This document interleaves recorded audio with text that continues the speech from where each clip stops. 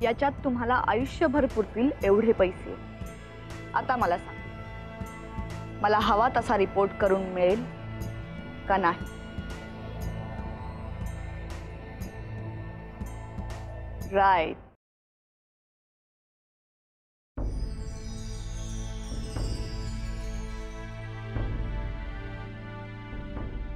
काय झालं जानकी? कसला एवढा विचार करतेस? तुम्हालाही माहिती आहे मी कसला विचार करतेय ते।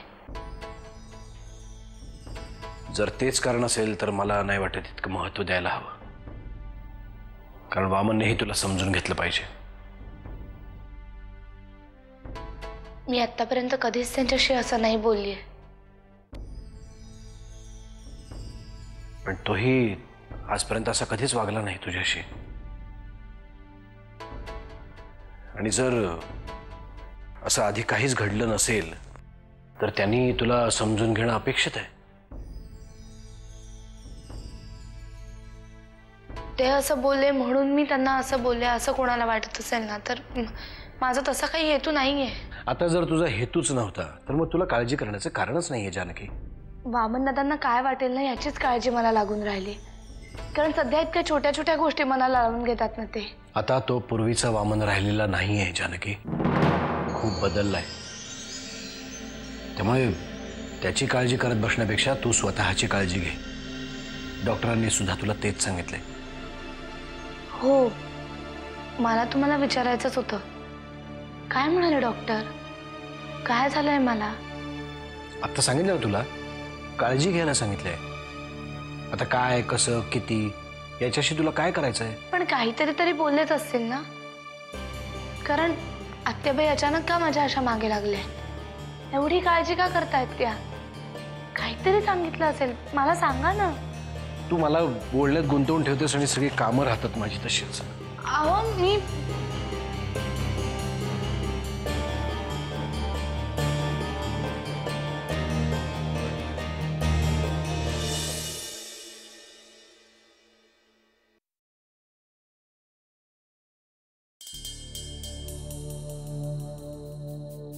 अमृताताई, तुम्ही कशाला करताय? द्या इकडं। अगं राहू दे, आवरते मी। अहो नाही, द्या इकडं।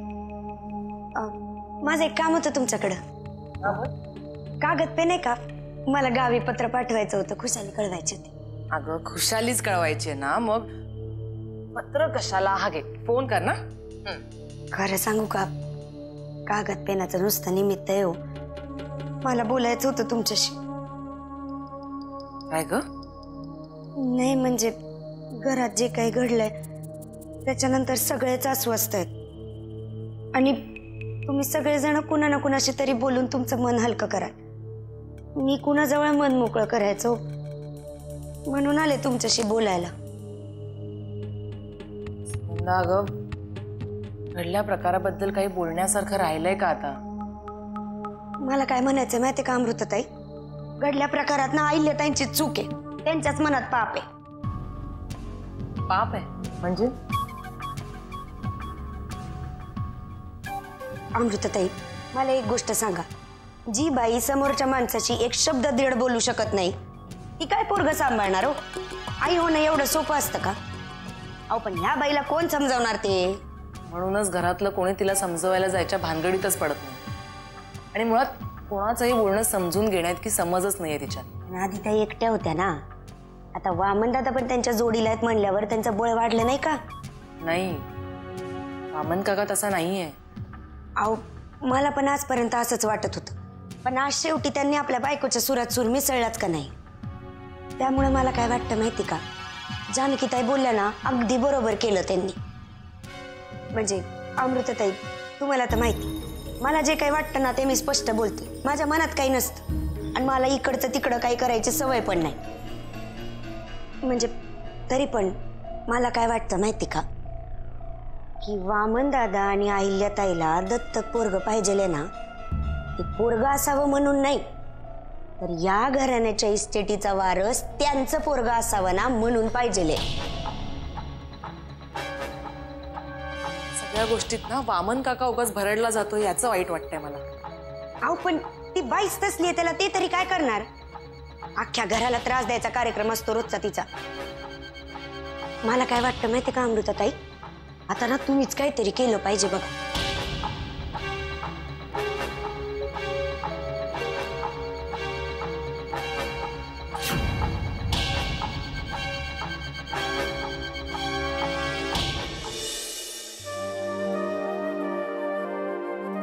घरात आपल्याला कोण कोण काय काय बोललेत, त्यांना आपण काहीच बोललो नाहीये.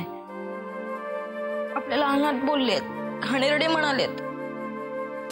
एवढ्या सगळ्या लोकांनी बोललेलं आपण विसरून गेलो. वामन दादाच्या बोलण्याचा एवढा राग का आला तुला? आपल्याला जेव्हा आपण या घरातून हाडगुड करत होते तेव्हा आपल्या मागे फक्त वामन दादा उभे होते. अमृताताई भाऊजी पण कधी कधी आपल्याशी वाईट वागलेत, पण वामन दादा कधीच वाईट वागलेले नाहीयेत आपल्याशी.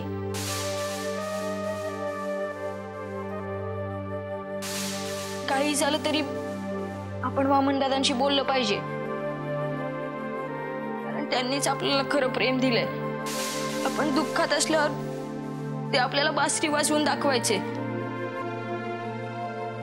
मला त्यांच्याशिवाय नाही करमत.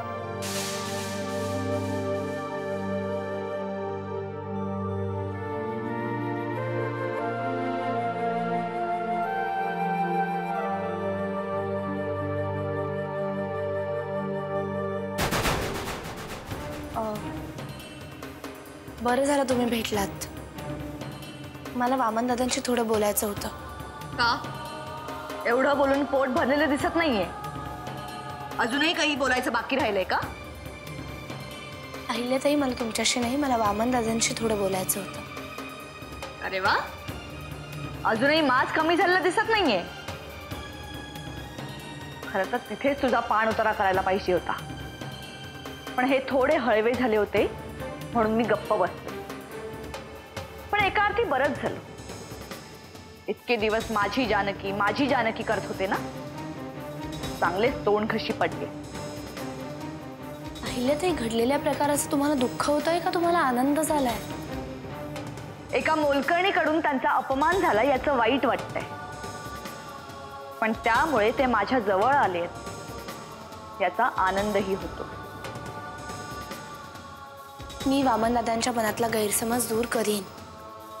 अगं, पण मी तो दूर होऊ दिला पाहिजे ना. मी या प्रकरणाला सतत खत पाणी घालेन आणि काळजी घेईन की त्यांच्या मनातला तुझ्याबद्दलचा राग हा तसाच राहिला पाहिजे कायम. त्यांनी आजपर्यंत तुझ्यावर जेवढं प्रेम केलंय ना, त्याच्या दुप्पट तिरस्कार करायला लावेन. अहिल्याताई, वामन दादांना तुम्ही कशा आहात ना चांगलं माहितीये. हो का? पण तू कशी आहेस हेही त्यांना आता चांगलंच कळलंय, कारण आता माझ्यावरचा फोकस जरा हलला आणि लाईमलाईट मध्ये तू. मी माझी चूक कबूल करण्यासाठी त्यांच्याकडे चाललीये ना. ते रूम मध्ये नाहीये. तू केलेल्या अपमानामुळे व्यथित होऊन पाय मोकळे करायला गेले आणि आल्यानंतर जर का ते शांत झाले असतील ना, तर अजिबात काळजी करू नको. मी त्यांच्या मनात तुझ्याबद्दल राग निर्माण करेन. त्यामुळे आता आल्या पावली निघून जा. चालती हो.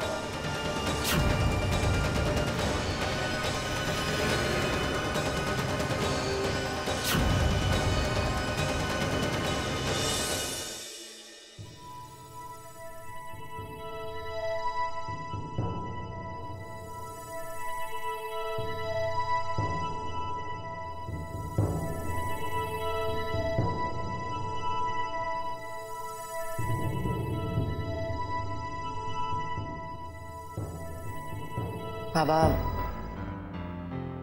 वामन काकाबद्दल विचार करताय ना? लायकी आहे का त्याची त्याच्याबद्दल विचार करण्या इतकी? अहो, घरातल्या सगळ्यांचंच काहीतरी चुकतंय असं नाही का वाटत आहे तुम्हाला? चुकत असेलही अमृता, पण अशा वेळी घरातल्या इतरांची परीक्षेची वेळ असते आणि ह्या परीक्षेत सगळेजण नापास झालेत आपल्या घरात. बाबा, या अशा बोलण्याने घरातली माणसं एकमेकांपासून दूर जातील एक दिवस. असं कवटाळून जगत राहण्यापेक्षा त्यानं वेळीच दूर केलेलंच बरं. अचानक त्याला दत्तक घेण्याचे डोहाळे सुचलेत. मला काय कळत नाही हा प्रकार काय आहे ते. अहो पण दत्तक घेण्याचा निर्णय अहिल्या काकूचा आहे. वामन काकाला त्याबद्दल काही माहीतही नव्हतं. अमृता, तुझ्यासारखा आणि जानकीसारखा भोळेपणा घेऊन मी नाही जगू शकत. समोरचा माणूस जसा आहे तसाच मला दिसतो, त्याला मी काय करू? बाबा हे बघा, मला मान्य आहे की वामन काकाचा स्वभाव थोडासा चिडखोर आहे. हो पण कारण असल्याशिवाय तो कधीच चिडत नाही. किल्लेदारांचं रक्त आहे ना, थोडीशी गुरमी असणारच. उद्या निकाल नेगेटिव्ह लागू देत, थैथयाट करतील हे लोक. बाबा मला वाटतंय निकाल काहीही लागला तरी आपण त्यावर काही रिॲक्ट व्हायला नको. नाहीतर रोगाच प्रकरणाला वेगळाच काहीतरी रंग लागायचा. लागू दे की, तू का घाबरतेस? घाबरलं पाहिजे त्यांनी. ते आश्रित आहेत माझ्या घरात. अहो काय बोलताय तुम्ही? बरोबर तेच बोलतोय. आत्ता त्यांना बोललं नाही ना तर ते लोकच बोलतील आपल्याला. त्या आधीच त्यांना दाबलं पाहिजे. यांचं किल्लेदारांचं रक्त आहे. माझं कोणाचं आहे माहित नाही, कसायाचं आहे का संताचं. पण म्हणूनच माझ्या वागण्याचा अंदाज कोणी बांधू नये. बाबा हे तुम्ही बोलताय? बोलायला भाग पाडलंय या लोकांनी. बस झालं असं काळजीत जगणं. निकाल काहीही लागला तरी मी मला पाहिजे तसंच वागणार.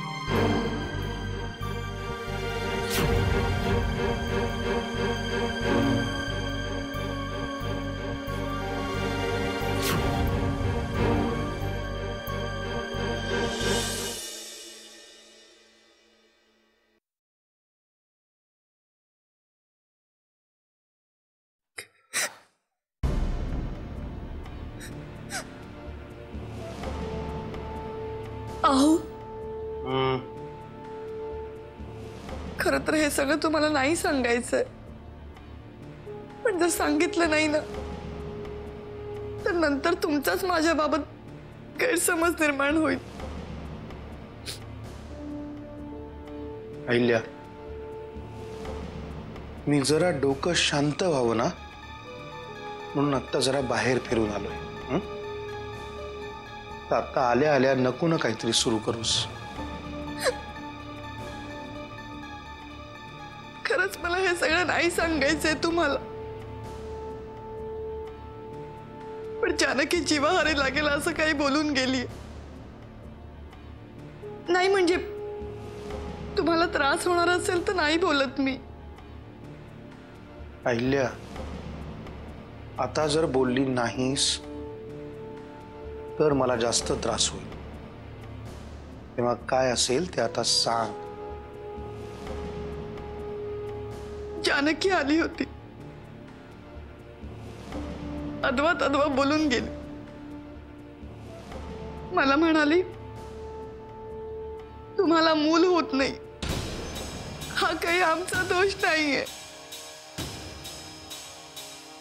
असं म्हणाली जानकी? अहिल्या, प्लीज एकाचं दोन करून काहीतरी सांगू नकोस. कारण कितीही वाद झाला तरी जानकी मला असं काही नाही म्हणणार. मला वाटलंच होतं कितीही झालं तरी तुम्ही तिच्याच बाजूने बोला, म्हणूनच मी तुम्हाला हे सगळं सांगत नव्हते. जाऊ द्या ना, आपण या विषयावर न बोललेलंच बरं. झोपा तुम्ही. नाही ग, मला तसं म्हणायचं नव्हतं. मला खरंच तुझ्याविषयी काहीही म्हणायचं नव्हतं. पण आत्ता ना कुठल्याही विषयावर काहीही बोलण्याची माझी खरंच इच्छा नाहीये. मला ना फक्त जरा शांत बसू दे.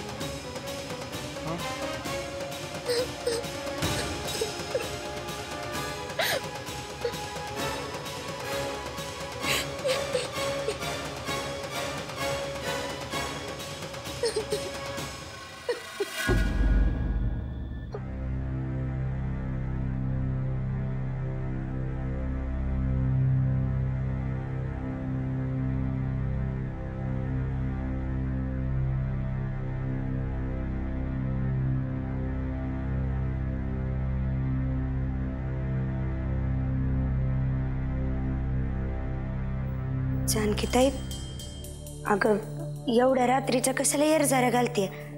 अशा अवस्थेत कमी हालचाल करावी ग.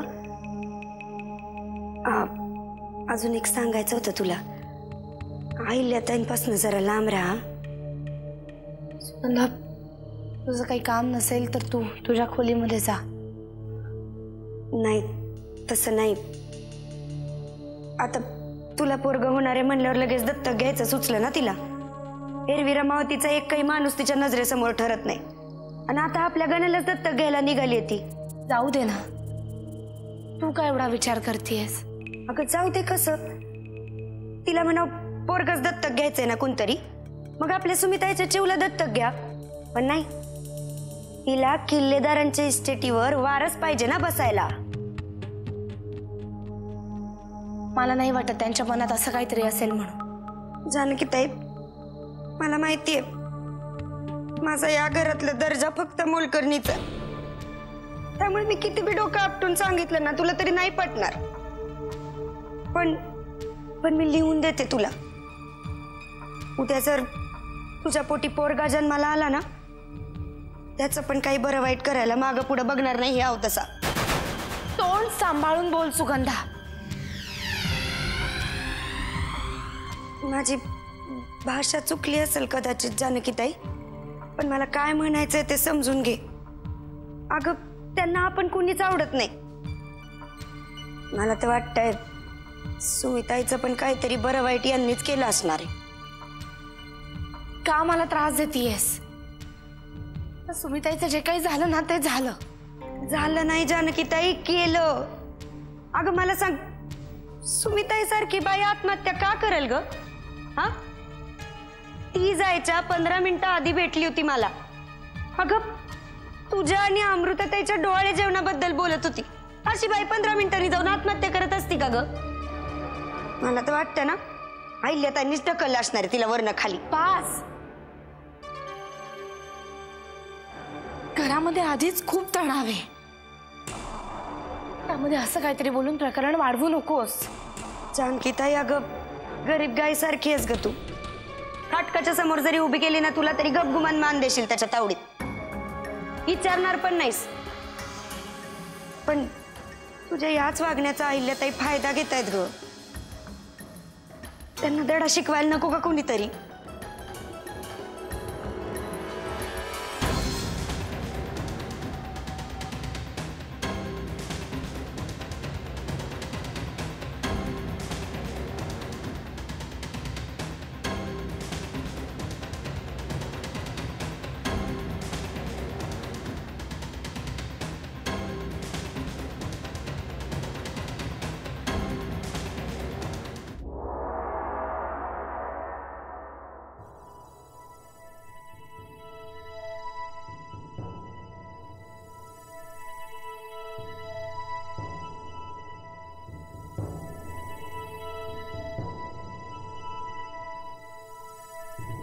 अजूनही तेच पान वाचताय? गाडी पुढे जाणार आहे की नाही?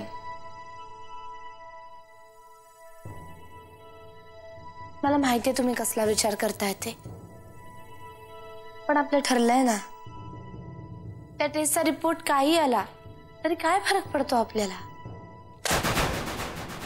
आपण तयारी ठेवली जानकी, पण तशीच तयारी वामन आणि अहिल्याने पण केली असणारच की. आता त्यांना का उगीच मध्ये आणताय? लिहून घे माझ्याकडून. उद्या जर वाद झाला तर त्याची सुरुवात वामनच करेल. वकिली डोकं आहे त्याचं, शांत नाही बसणार. वामन दादांबद्दल असं काही ऐकण्याची सवय नाहीये. सवय करून घे. उद्या तो तुला काहीही बोलू शकतो. याचंच टेन्शन आलंय मला. मी किल्लेदार आहे किंवा नाही याने काही फरक पडत नाही मला. मी किल्लेदार नाही असं म्हटल्यावर तो कसा वागतो हेच बघायचं मला. म्हणजे मीही माझी जात दाखवायला मोकळा. आपण नको बोलूया त्या विषयावर.